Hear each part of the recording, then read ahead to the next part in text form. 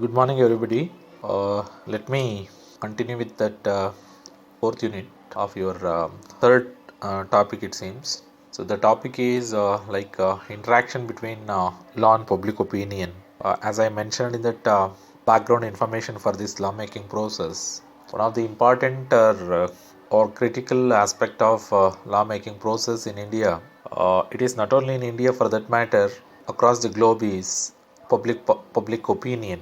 Uh, to what extent that public opinion that is to be accepted by the lawmakers, that is to be accommodated that lawmaking process, or which are those means or methods through which that can be ensured by the legal system, and to what extent, what kind of instrument, for what kind of instrument that is to be accepted or practiced. So these are all certain crucial things to be discussed for the topic that is interaction between public opinion and uh, what is that interaction between law and public opinion. Let me explain the topic with this background. We have to set a background so as to connect interaction or intersection between law and public opinion. Why public opinion that is to be considered? What is the status of public opinion for a particular legal system, legality, sanctity of that public opinion? So we have to set a background for that. Accordingly, we have to proceed with the topic. Anyway, the I will be explaining these things under three headings. Like I am setting background for this topic, the interaction between law and public opinion, that would be the matter, or in the context of this theoretical dimension or sense, that would be very important for the legal researcher or law students so as to study that topic accordingly, to propose certain suggestions or to contribute something for the development of that legal system. I will be starting with that the status of public opinion under legal theory or jurisprudence. So, to what extent it is respected, accepted under legal system, so that we have to look into here. For that, inevitably, we have to refer to various basic theories relating to jurisprudence. Particularly, we have to explain that in such a way that which are those legal theories which are regarding or recognizing public opinion, why such kind of public opinion it is respected. So those things, they are to be discussed here. As you people have studied in your previous semester, that legal theory, the basic or fundamental legal theories relating to the basic schools of law relating to jurisprudence or legal theory is natural law theory, positivism, a realistic school of law, sociological school of law. Of course, that realism is part of that sociological school of law, historical school of law. So we have to test this public opinion in the context of these things. Is there any scope for public opinion under natural law theory? Is there any scope for this public opinion under rest of the legal theories or schools of law? That we have to look into here. Like comparing this topic with that of the fundamental tenets or principles of legal theory, that would be very it will take much time. In fact, ultimately, directly or indirectly, all these theories, they are connected with the public society. But which are those theories prima facie supporting that public opinion? So that we have to look into here. That natural law theory that has concentrated much on natural dimension of that law. There is no scope for there is, of course, there may be indirect nexus support of natural law theory for public opinion, but there is no that much what is that support for that public opinion. I mean, there may be some indirect nexus with public opinion. For example, if we impose a death penalty on an individual, so according to natural law theory, it is not supported. But that positivism or sociological school of law says that yes, if it is for the betterment of the public, that can be accepted, that can be regarded by legal system. So if you look into from that dimension, I feel like there is no that much direct nexus between public opinion and what is that or the natural law theory. Anyway, if we locate the place of public opinion under jurisprudence or legal theory, the fundamental theory closely connected with that public opinion is that historical school of law. So the very system is customs, beliefs, traditions, usages of the particular community. So by making law, these things they are to be considered. Even that sociological school of law for that matter. So the very purpose of the law is for societal interest. So obviously it is duty on the part of the legal system to take care of societal interest or public interest. Even for that matter, but it doesn't mean that natural law theory as well as positivism. So far as positivism is concerned, that is the theory that it is state centric theory. State power is recognized like anything under positivism. So it says like whatever said, whatever done by the sovereign, that itself constitute law. Even that public opinion or society or societal participation can be sidelined by a positivist, like sidelined by lawmakers according to positivism. So from that perspective, of course, there are certain symptoms of that positivism wherein we come across societal interest. They can't ignore societal interest, but ultimately the very basic proposition of that theory, that is relating to state. So rest of the things, they are incidental to that state power. So because of that, there is no such kind of direct nexus between state and public, so far as that public opinion is concerned. Even that realism, though it revolves around the judicial power or judicial centric, there also, as your Benjamin Cardozo contemplated, ultimate object of the what is it, legal system is for the betterment of the society. Accordingly, even there also the things are to be taken care in the context of societal interest. So overall, if you look into the legal theories, a dimension of that public opinion in the context of legal theory, as the very purpose of the law is for the society. So the public opinion that is to be considered by the lawmakers or sovereign lawmaking authority. Accordingly, they have to proceed with that.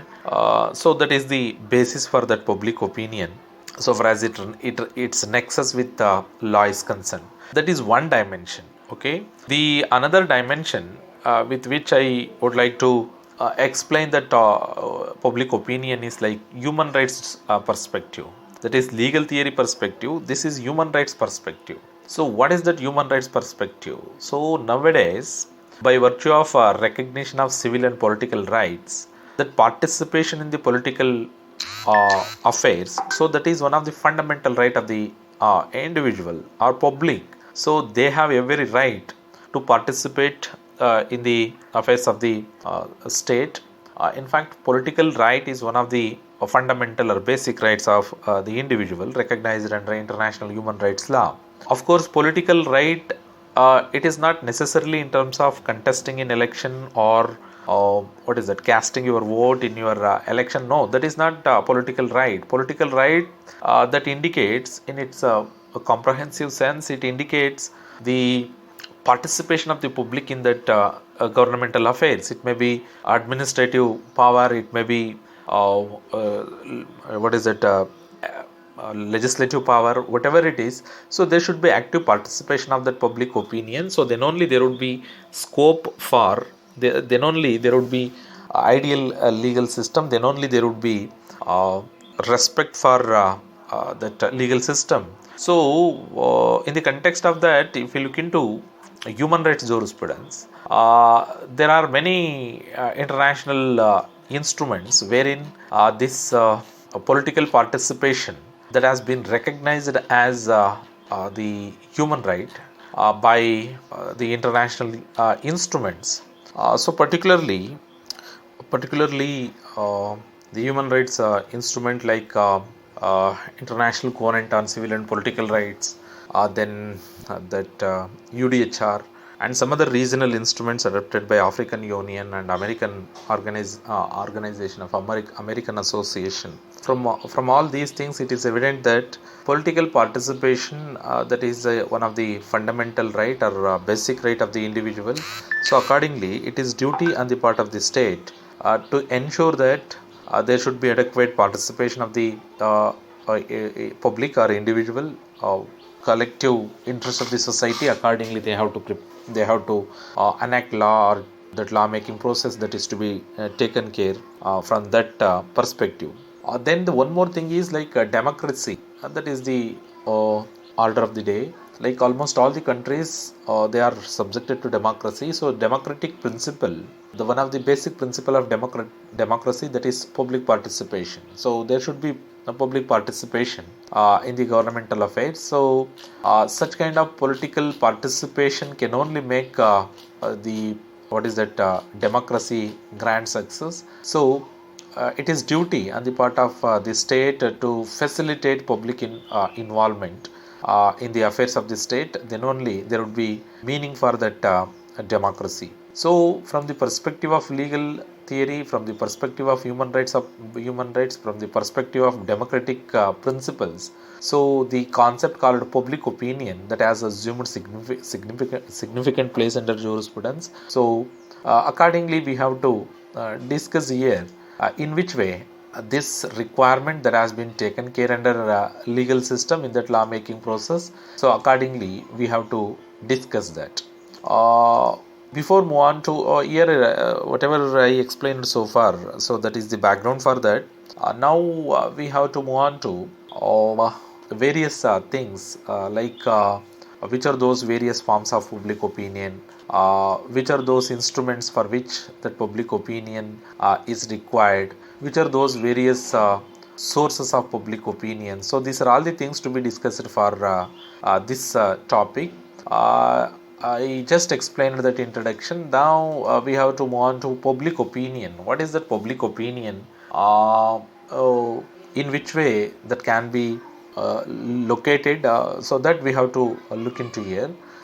Anyway, I am referring to one of the sociology dictionary, wherein very cogent and meaningful definition that has been given for public opinion. So as to properly understand that word public opinion, the dictionary, that is Dictionary of Sociology, edited by Henry P. Fairchild. That is the dictionary which I am referring, so as to explain the term public opinion. So as to understand that public opinion in its proper sense, in its practical sense, I have referred these 5 terms that used by that dictionary. Like what is that public? The first term public, then opinion, then crowd opinion, group opinion, then at the last public opinion. So I have referred to all these terms because the very meaningful, very practical definition that has been provided by the dictionary. So we could understand that public opinion in the context of this definition. So as to explain that public, he has enumerated 3 things. Okay, so 3 things they have been enumerated by the scholar. Let me quote that. Examination by relative strangers, people other than intimates opposed to private. So that is the first characteristic of public. Subject to examination by relative strangers, people other than intimates opposed to private. So as to call it as public, the very first thing is they are strangers. There is no such kind of intimacy between them. So there is no such kind of private interest amongst them. So that is first thing. A group that, the second aspect is a group that includes individuals outside the intimate family circle. It is not the interest of the particular family or the unit of the society. A social area of communication that may be defined by any common non-familial group making interest or interest. So it is not necessarily connected with a particular family. Much importantly, a common catchword in political economic struggle and competition. So that public is normally given like the struggle, common struggle, that catchword given for political and economic struggle. So that is public opinion. Public. Then the opinion, that is like a judgment held as true, arrived at to some extent by intellectual process, though not necessarily based on evidence sufficient for proof. See, even opinion, it is such a beautiful dictionary wherein each and every sociological terms they have been given very coherent, what is that, cogent definition in this dictionary. So opinion is a judgment held as true, arrived at to some extent by intellectual process, though not necessarily based on evidence sufficient for proof. So that is the judgment. Opinion is nothing but a judgment arrived at on the basis of some intellectual process. Of course, there is no need of evidence for proof.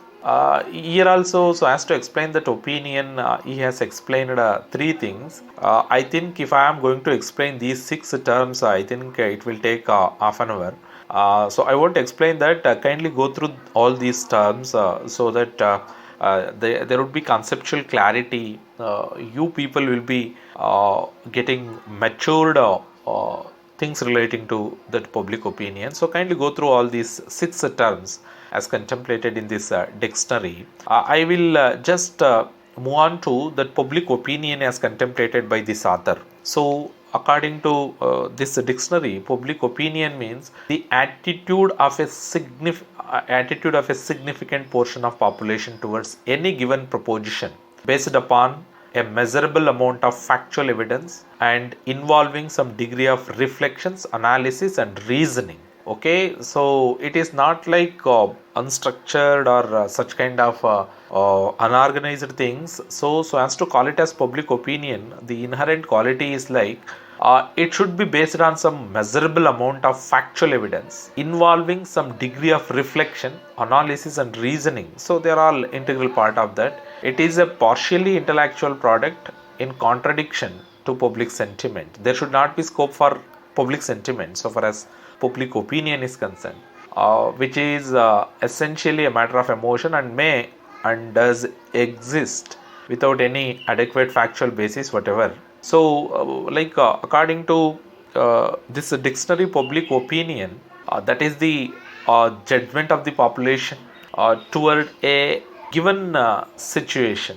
It may be relating to, see, we are discussing that public opinion in the context of lawmaking process. So it may be for any other purpose for that matter on any proposition, but it should be based on some measurable amount of factual evidence involving some degree of reflection, analysis and reasoning. That is public opinion. Whatever the sociological dimension of the definition for the term public opinion it is, what we have to look into here is the public opinion, the meaning of public opinion in the context of lawmaking process. So in the context of a lawmaking process, the term public opinion can be defined as a consensus of public formulated and recognized for the purpose of particular piece of legislation.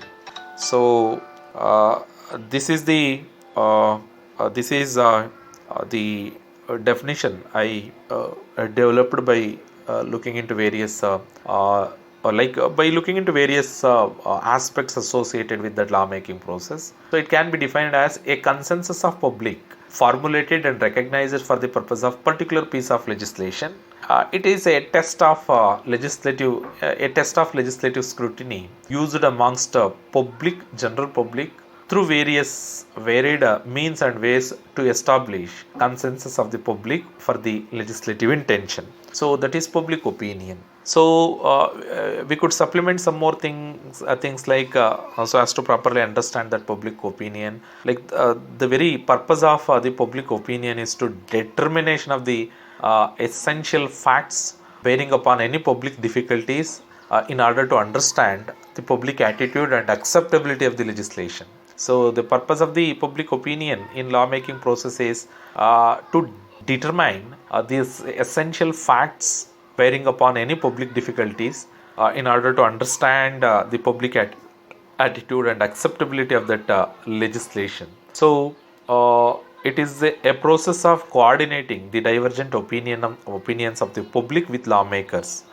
So normally there may be some different intention and objects of lawmakers and the individuals. So this concept intend to align or what you call coordinate the opinion of the public with the lawmakers. So that is public opinion.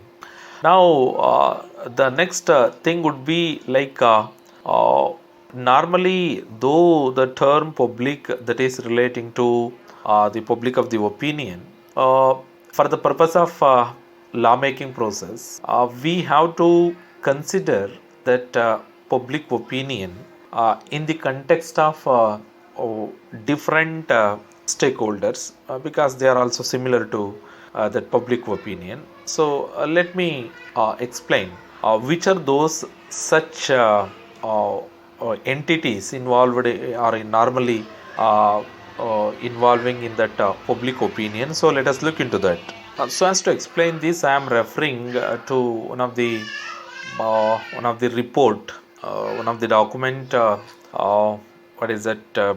Based on the research undertaken by some of the researchers of University of Oxford. That the document title is like a comparative survey of procedure for public participation in the lawmaking process, report for national campaign for people's right to information. So that is the report title, published in the year 2011. Around 8 scholars, they have made in-depth research on this lawmaking process and public participation. So various countries like South Africa, Canada, United Kingdom, Switzerland, United States of America, European Union. So these countries, they have been analyzed by these authors, and they have formulated certain basic the entities involved in that public opinion are regarded as similar to public opinion while submitting opinion to the government. So the first entities involved in public opinion is general public. Okay, so that is the first thing, general public. General public, they are the real beneficiaries of that particular piece of legislation. They are the primary subject of that public opinion. Piece of legislation. So accordingly, it is duty on the part of the state to ensure that publics, they have been given proper opportunity to express their views relating to a particular piece of legislation, whatever the means it is. So the public, they have to provide adequate scope while drafting legislation, or even after drafting legislation. So that is one thing. Normally, by organizing public hearings, even public petition, I will be explaining which are those various means through which that can be taken care by the state. But the first entity which could be considered for public opinion is general public. Because in addition to this, I will be explaining 3 more entities involved in that public opinion. But comparatively, this public, that would be much more important entity, because majority of the people, they are reflected through this public opinion. In addition to that, normal way through which that public opinion is expressed before the lawmaking authorities or considered by lawmaking process is non-governmental or civil society organizations. So nowadays, the civil society organizations or non-governmental organizations are molding the opinions, like lawmaking process or public affairs, like anything. So one such way is like participating in that lawmaking process. So in fact, I have seen such kind of a process of non-governmental organizations or civil society organizations to such an extent that they themselves have prepared certain bills. As I am working on victim compensation, so I come across one of the Hyderabad-based civil society organization or non-governmental organization. So they had come out with a very comprehensive scheme relating to victim compensation. So accordingly, they insisted, they have submitted that to the legal services authority so as to prepare that bill on the basis of that scheme. So, to such an extent, they can contribute for that. Even statutory or constitutional authorities may represent public opinion. It is not necessarily by general public. So, statutory or constitutional authorities. For example, if any issue relating to women, normally National Commission for Women will be involving with that. So, they will be actively participating in that process. So, by collecting opinion among by the women and uh, accordingly they will be submitting their what is that opinion regarding that particular piece of legislation. So the statutory or constitutional authorities, they may like interested authorities or the statutory or constitutional authorities constituted for that particular purpose. For example, backward commission may provide opinion relating to backward matters. SC/ST commissions, so they may provide opinions relating to SC/ST matters. So like by collecting opinions of this community, so they too may submit opinion for that particular, like if any effort by the government to draft a particular piece of legislation relating to that particular community. Then vested interest groups. So nowadays we are witnessing a very active participation of that vested groups or lobbying groups. So they too will be participating. So like they will be influencing. They will be submitting, they will be forming opinion relating to particular piece of legislation. Accordingly, they will be influencing that lawmaking process, or it may not possible for the state to enact a particular piece of legislation without considering such kind of vested interest or lobbying groups. This is the third heading of our paper, that is entities involved in that public opinion. That is the third heading, wherein I explained these four things, that is public, non-governmental organizations, statutory or constitutional authorities, then vested interest groups. Briefly, you have to explain all these things. But amongst all these, if we compare all these things, the very vibrant and dynamic source of opinion would be the public, because they are at large. Even in terms of quantity, public would be at large. So that should be taken care by the government. But we can't. At the same time, we can't ignore the role played by non-governmental organizations or statutory or constitutional authorities or vested interest, because consolidating such kind of opinions or balancing such kind of public opinion, so it is possible through this kind of institution, because there may be some clash between public interest as well as community interest. There are some differences between public interest and community interest. Public interest, there is no such kind of contradictory views or contradictory interest in case of public interest. But common interest, that is also a shared interest, but there would be some balance or assessment of the position of individuals while formulating that community interest. There would be some compromise in case of common interest, but public interest, there is no such things. See, materialization of all these things, that is possible through these entities like non-governmental organizations or statutory or constitutional authorities. So for that matter, we can't ignore the role played by these authorities. Okay. Then after understanding this, we have to understand the sources of public opinion. Is it mandatory on the part of the legal system to consider such kind of public opinion, or is there any statutory or constitutional mandate for that? So that we have to look into here. The thing is, like in India, there is no such kind of constitutional mandate relating to public opinion on lawmaking process. But if you look into some other practices, the practices followed by certain countries, we come across such kind of constitutional status of the public opinion or recognition of the public opinion.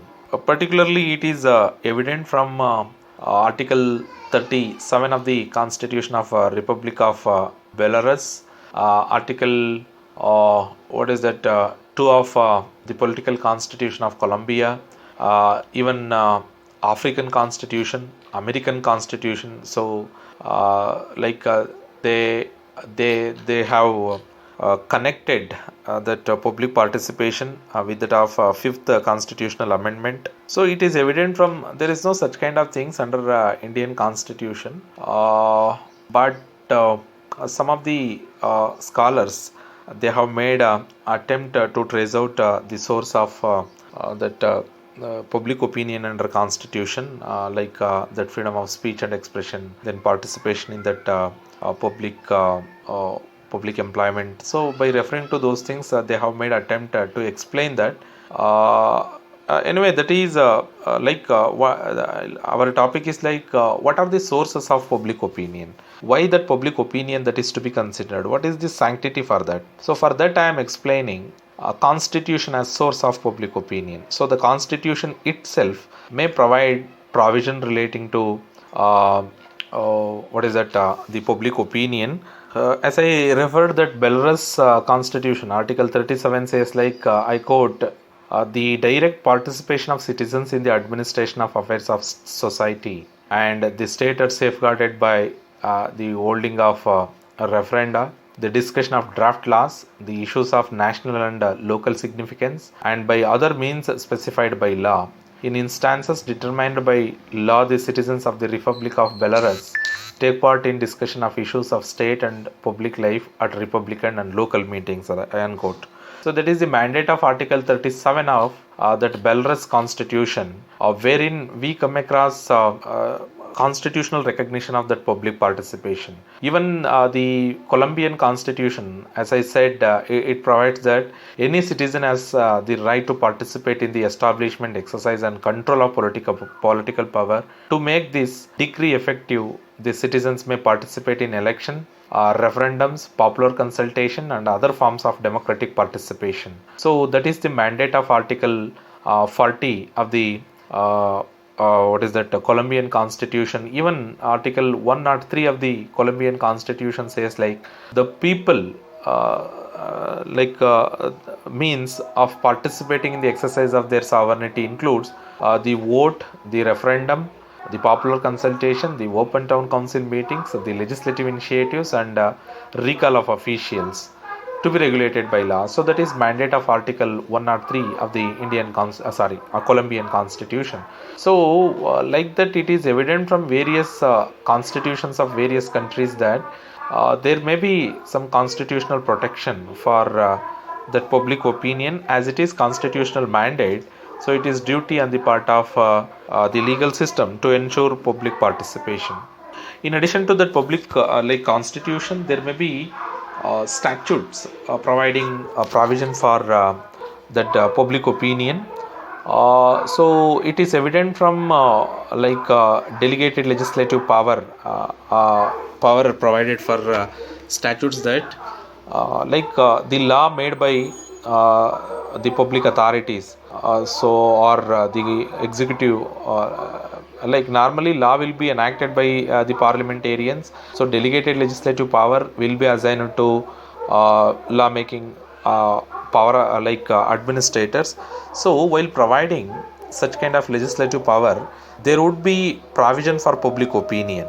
For example, in India, so there are many legislations wherein that legislative power, delegated legislative power, that has been given for the legislator.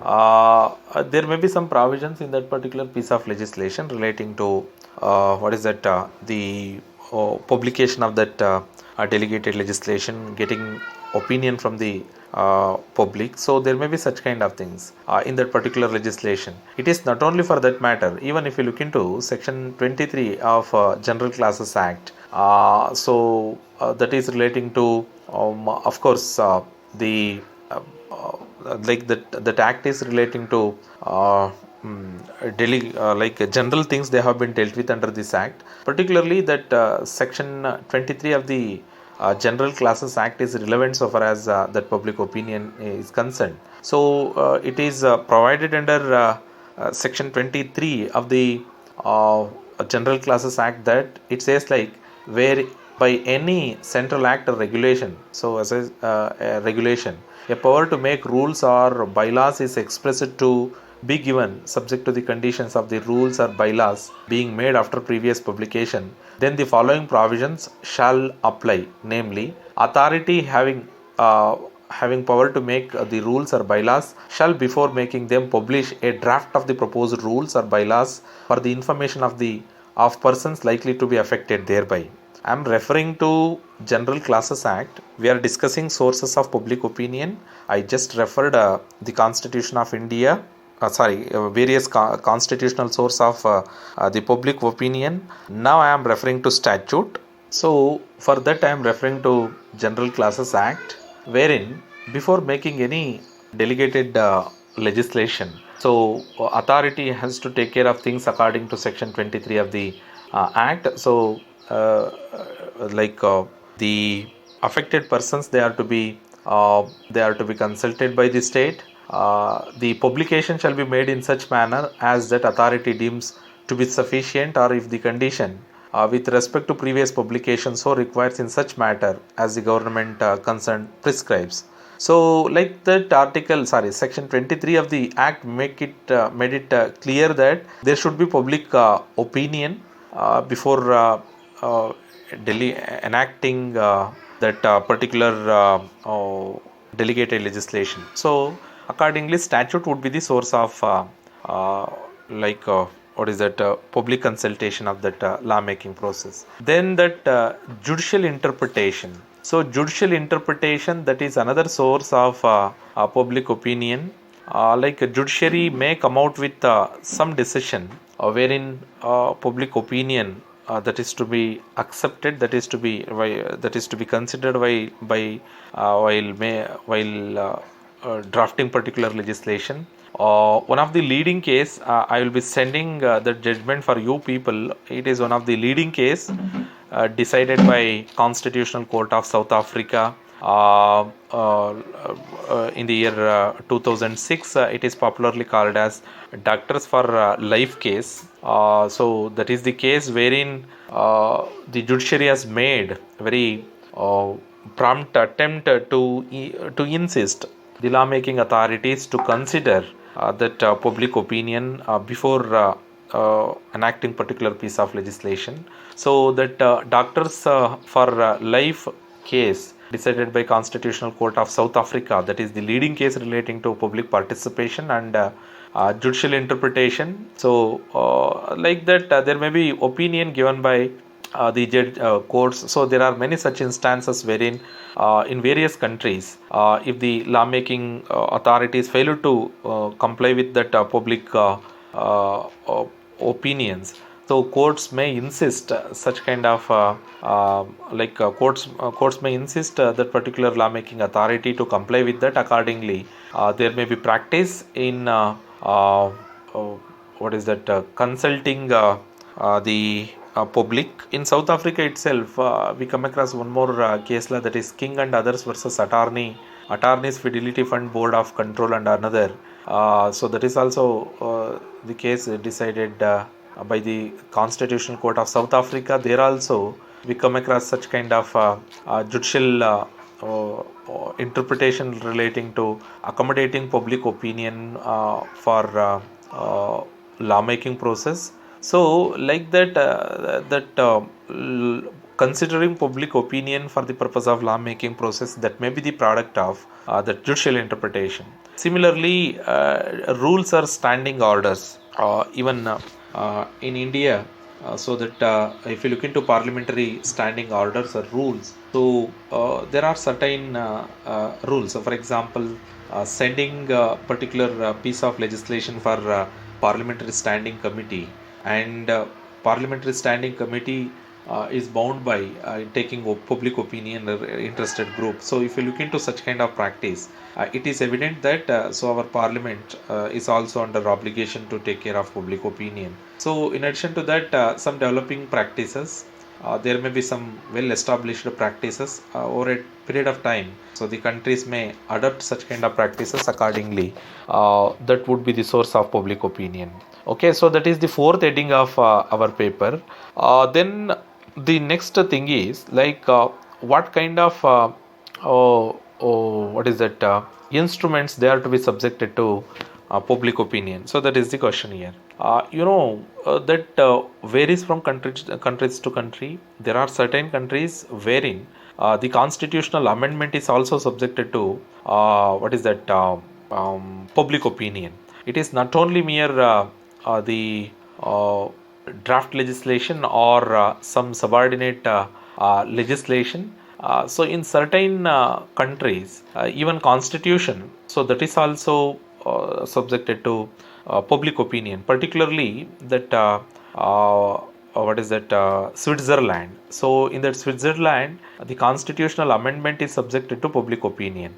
In India, there is no such kind of things, but in Switzerland, so if any constitutional amendment, so that is to be that is subjected to right of the referendum. So accordingly, the constitutional amendment will be initiated, will be approved by the state. So ranging from constitutional amendments to the delegated legislation in terms of bylaws or notifications, so they are all subjected to that public opinion. Anyway, you have to explain this under these headings. Constitutional amendment, as I said, there may be certain practices wherein constitution itself, constitutional amendment may requires such kind of what is that the public participation. For example, if you look into as I said, Switzerland constitution, article 138 of the constitution, so it says like the popular initiatives requesting complete revision of the federal constitution, so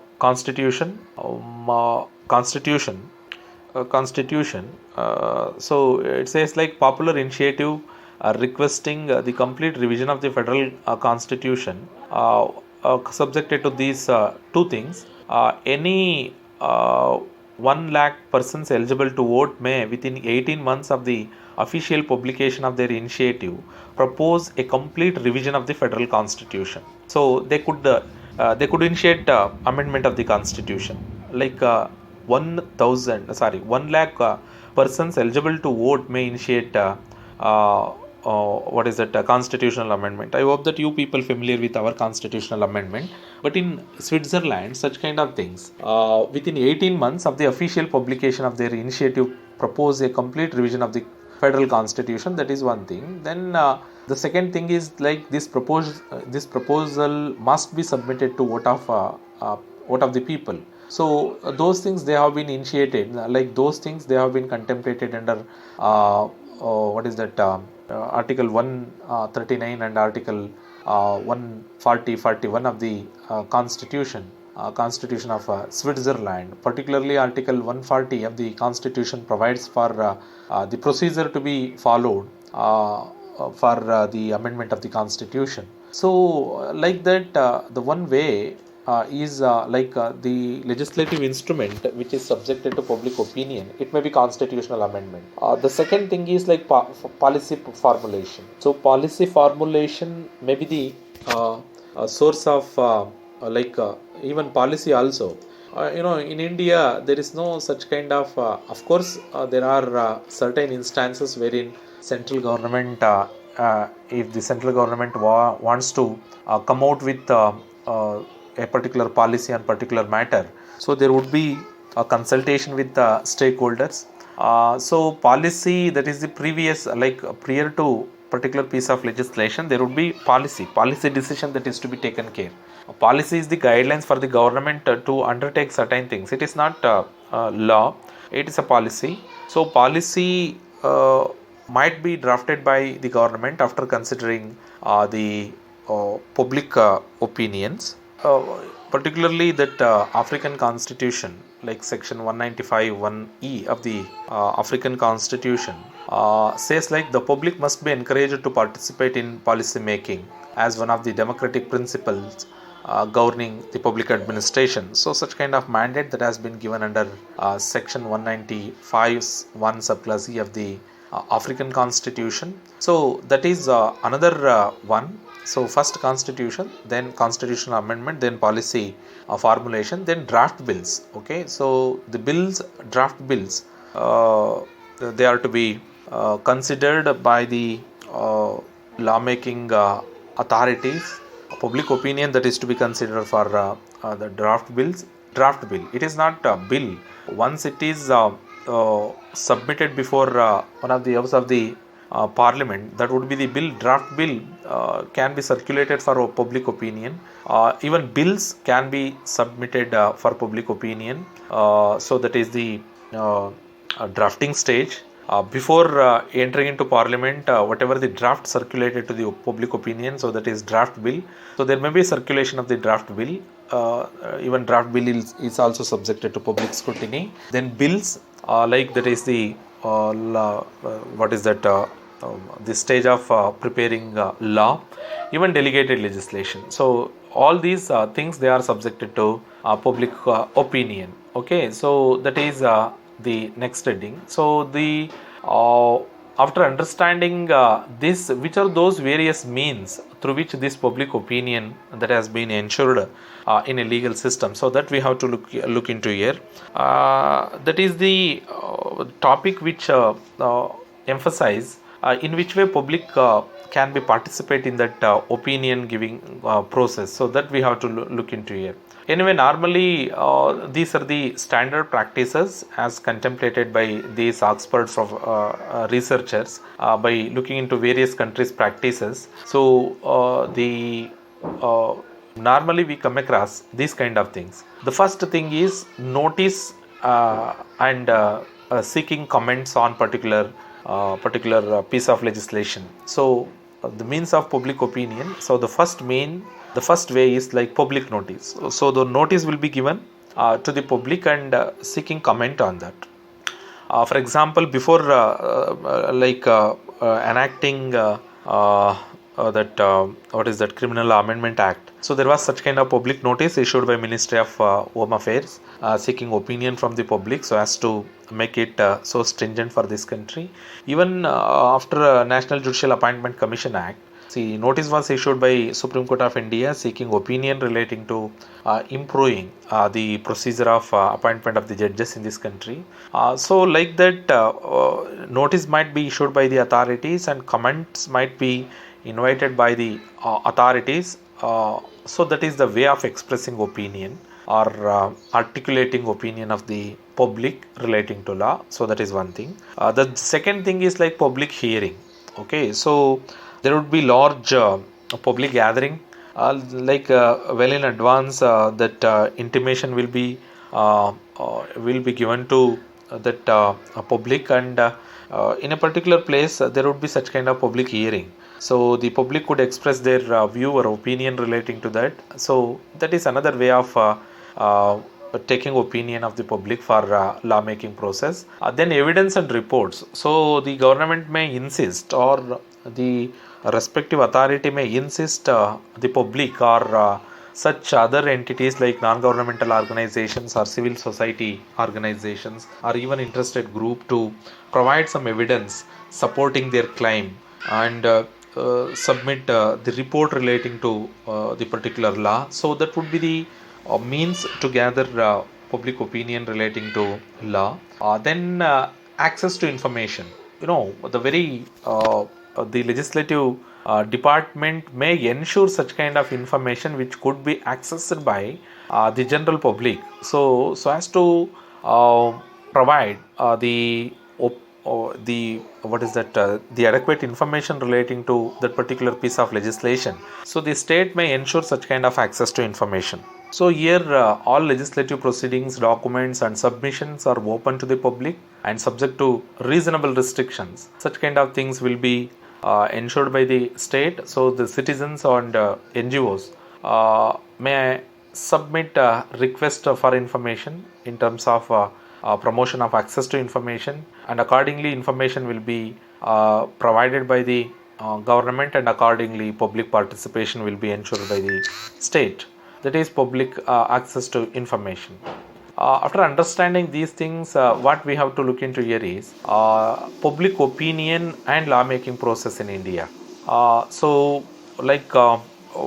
is that procedure in India? Is there any scope for public opinion in Indian lawmaking process? So that is to be looked into. The public participation in India can be understood under three headings, that is pre-legislative scrutiny, legislative scrutiny, and post-legislative scrutiny.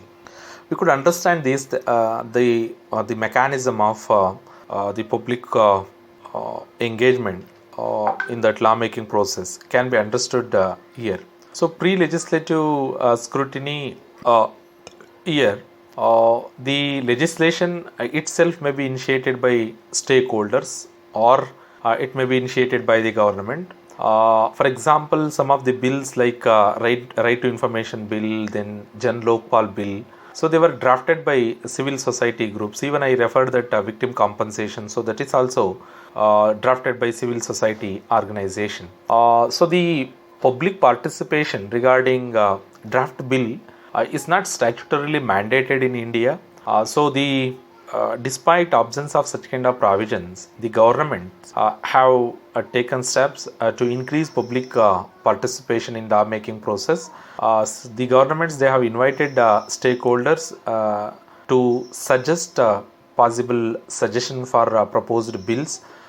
Even for example, while drafting Information Technology Act, so experts were consulted by the government on the draft Electronic Service Delivery Bill 2011.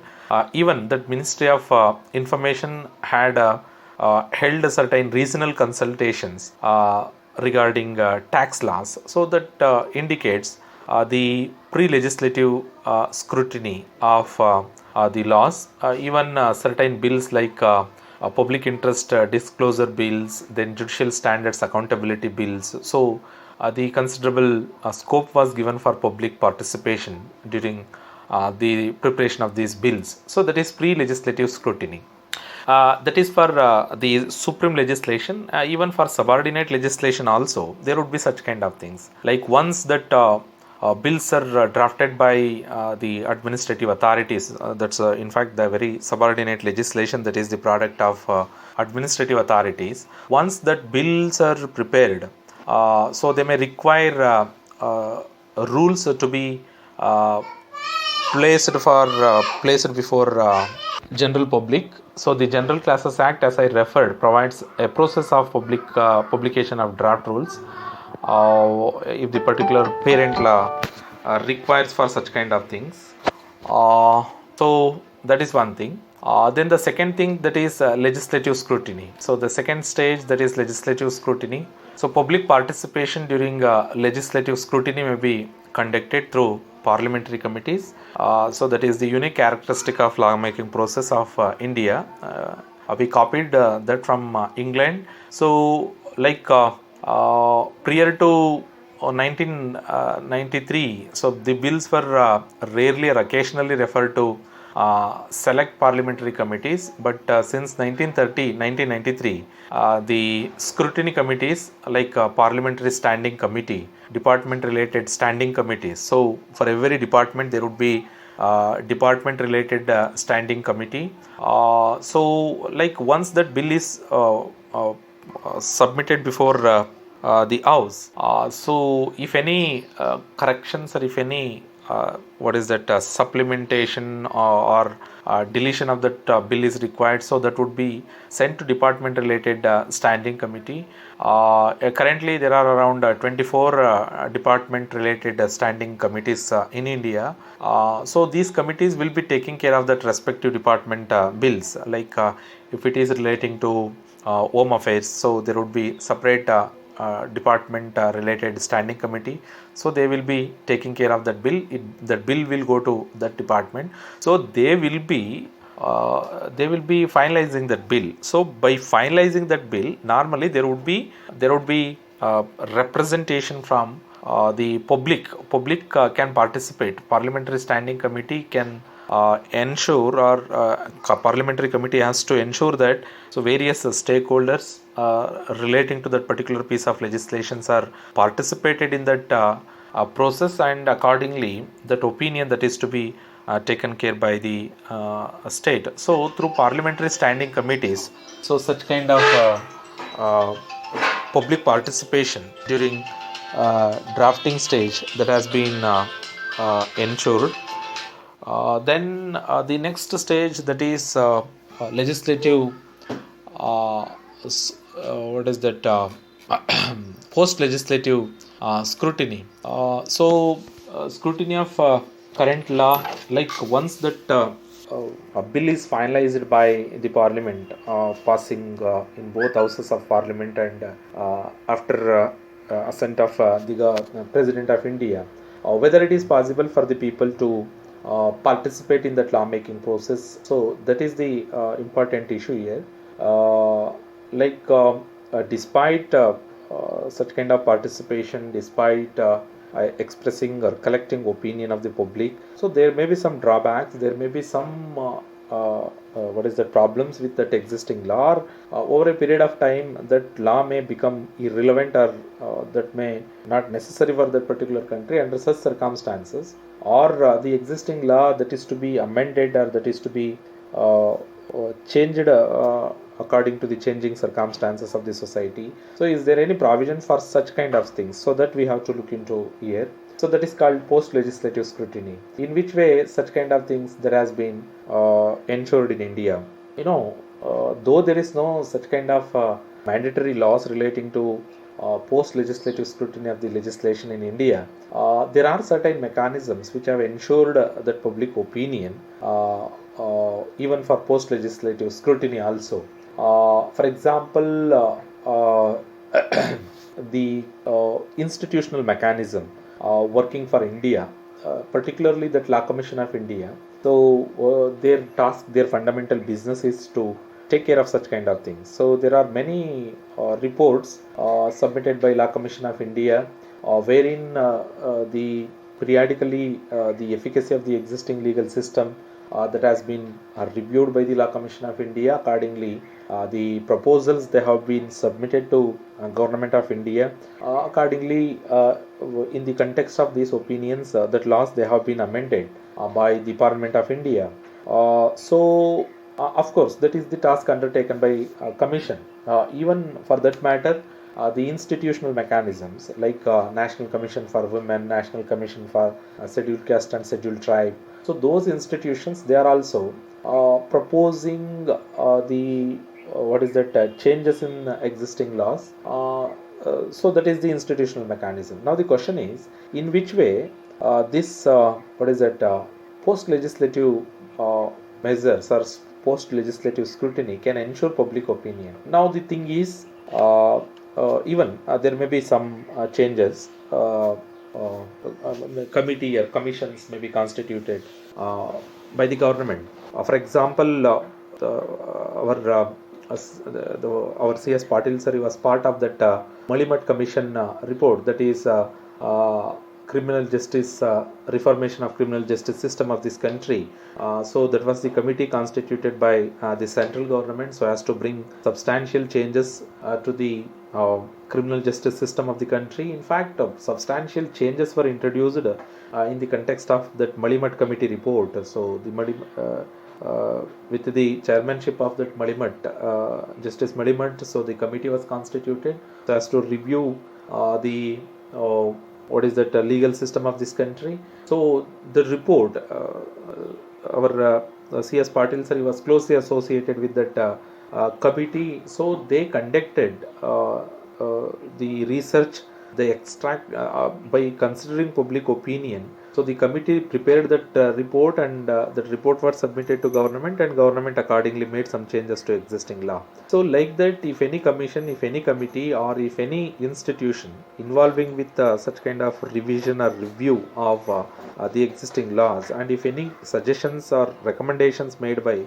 these committees. So that would be considered by the government. In fact, before submitting such kind of recommendation, there would be extensive discussion or gathering like what is that, getting information from the public. Accordingly, that a public opinion will be concretized by the commissions or committees or the institutions working for review of the legislation. So that is post legislative scrutiny.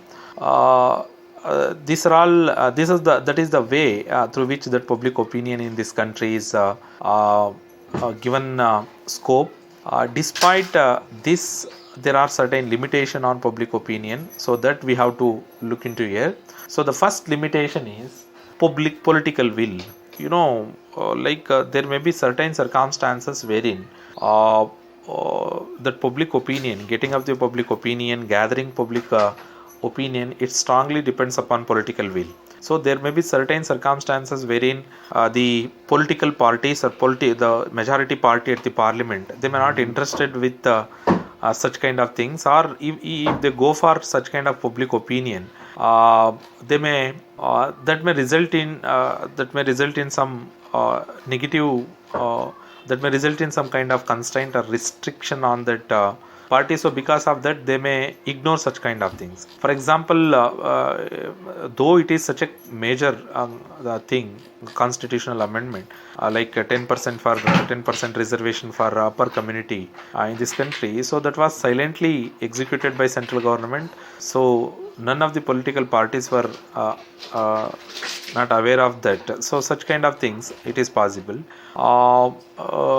That is one limitation. I am explaining limitations on public opinion. That is one thing. Then capacity constraint. So there may be certain restrictions on people to actively participate in that public opinion giving, while giving opinion to the public. For example, this report has contemplated certain barriers to access information, the very often it would be difficult for the public to access to information so as to submit their opinions. So this Oxford researcher report has contemplated 6 primary barriers to access information. The problems of physical access. So most of the public hearings are held in some urban areas, so it may not possible for people to go and participate in that public hearings. Even there may be lack of effective information. So despite efforts made by the government to submit their opinions relating to particular aspect, so because of some lack of effective information, they may not able to participate in that. So the insufficient public education, so that would be the limitation. When the people of the particular country is educated, so then only there would be much scope for public opinion. But where there is illiteracy or ignorance, so that would be very difficult to get information of the public. Even language barriers. So there are many instances wherein the South Indian Indians are unable to submit their opinions relating to certain piece of legislations when central committees or commissions visited South India because of that language barriers. Okay, so South Indians, they are not that much fluent in Hindi, so that may be the barrier for that. So skills for public participation. So public speaking and community. So our people, they are not that much good in that communication skill. So that is also one of the barrier for that. So these are all the limitation on public opinion. Despite the thing is that somewhere, though the concept called democracy, it is for the people, by the people, of the people. So that is though that is the definition of democracy. Nowadays we are witnessing a serious threat for public participation in India. For example, the best example is our current the measures taken by central government so as to so as to take care of COVID-19 in this country. Of course, with due respect to the steps taken by central government, somewhere the democratic value or democratic imbalance that has resulted because of the steps taken by the central government.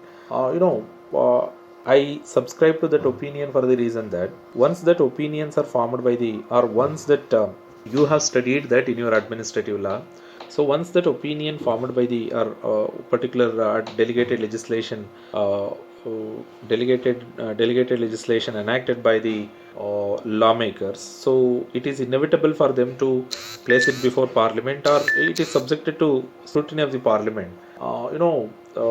The very parliament, the sessions are suspended, and many guidelines or notifications they are issued under National Disaster Management Act without submitting those things before parliament. In fact, everything that is to be placed before parliament.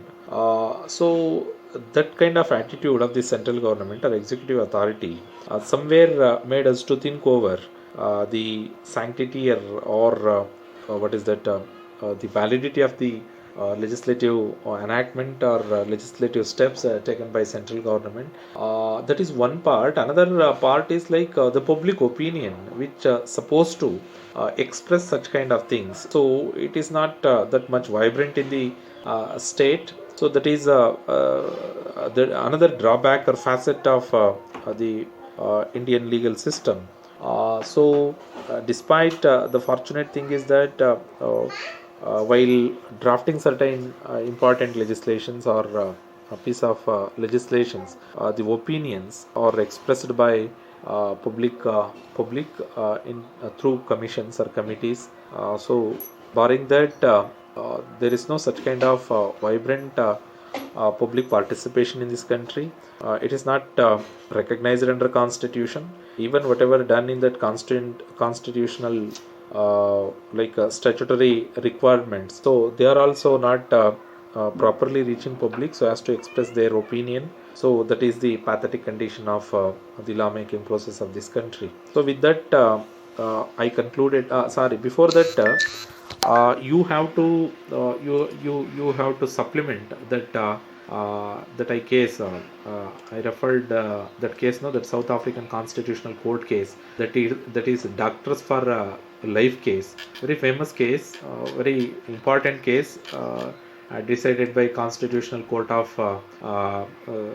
South Africa. In fact, the very case is against the Speaker of National Assembly, then the chairperson of National Council of Provinces, Health Ministry. So, all the respondents, they were public figures, constitutional authorities, some of the public figures. So, in fact, the very case came up before the court in the context of certain legislations enacted by the Parliament of South Africa.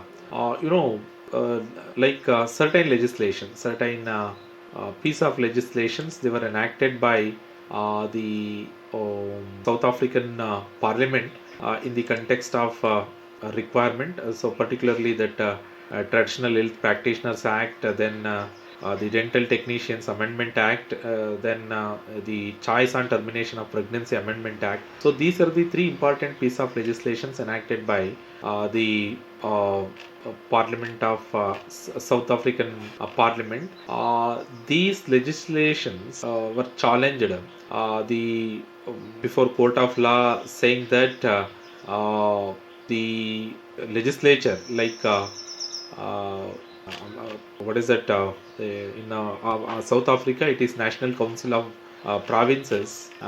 So they did not consult the stakeholders like doctors. Without consulting that, they have drafted these legislations. They passed these legislations. In fact, according to Section 72 and Section 118 of the South African Constitution, so that was mandate. That was mandatory on the part of the respondents to consult the opinions of these stakeholders, particularly doctors. Despite they failed to do that, and that resulted in this case law.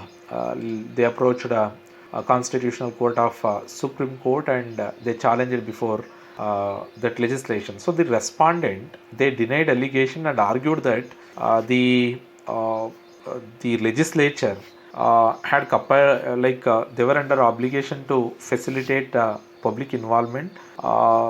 The respondents challenged the applicants' assertion, saying that they had insisted them to submit oral as well as public opinion. So, as that was not done by the applicants, so we passed that legislation. So, that was the argument of the government. But ultimately, the court, in the context of historical background of public participation, in the context of human rights jurisprudence of that public participation, so the court held that yes, both the Traditional Health Practitioners Act and Choice and Termination of Pregnancy Amendment Act were adopted in a manner inconsistent with Constitution, and both were declared invalid. So that is the case, the leading case decided by South African Constitutional Court relating to public opinion. In fact, that is one of the leading cases relating to public participation and judicial verdict. So kindly refer that case law so that we could understand some more principles relating to that. So with this, I have concluded that public opinion and its interaction with law. So next class, let us take up some other topic.